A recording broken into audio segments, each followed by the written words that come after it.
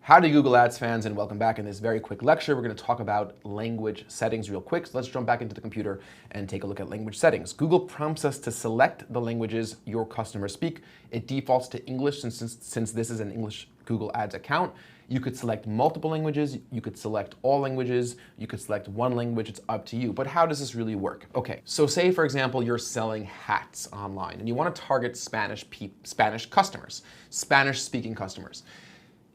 You could create ads in Spanish, written in Spanish, and you could have keywords that are Spanish keywords.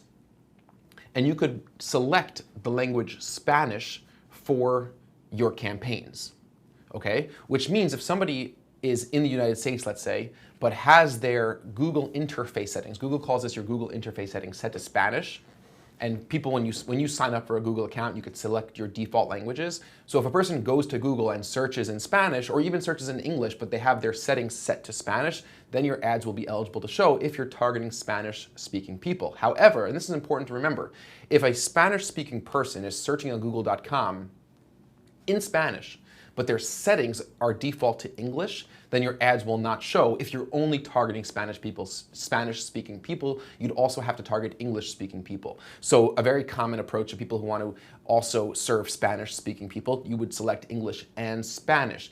Remember that even if you select Spanish as a language, that doesn't mean Google's going to translate your ads. They're not going to translate your ads. If your ads are written in English and your keywords are in English, that's how they're going to appear. So if you only have English ads and a person is searching in Google in Spanish, then most likely they're not going to see your ads.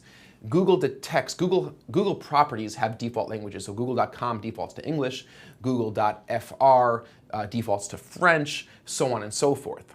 When a person is searching using one of those language-specific or location-specific domains, the results that they're going to see are going to be by default in that language. So if a person is searching on google.fr and you don't have any French ads, then no ads will be shown, even if you're targeting French-speaking people and even if you're targeting that location that the ads are appearing in. So remember, it's important. On the search network, it always goes by what Google calls your Google interface settings, which is settings in a person's Google account, which detects what language in Google by default you're going to be interacting with. So for us, most of the time, we're a New York-based agency. Our ads are in English, but for you, it might be different. Let's say your customers are they speak French, so I could start typing in French, and I could select French. And if I want to do Spanish, I could type in Spanish. I might do Hebrew. Right, so I have all these different languages, and that's fine, that could work.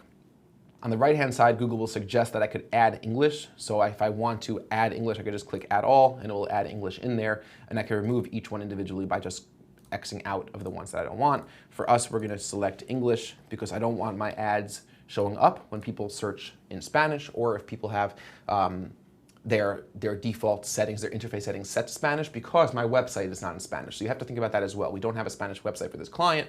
What language is your website or landing page is going to be in? What language are your ads in? And this should be a really, really straightforward setting to configure. And again, this is also a setting that you can come back and change anytime. In the next lecture, we're going to start talking about budget, and it's going to be fun. I look forward to seeing you very soon in that next lecture.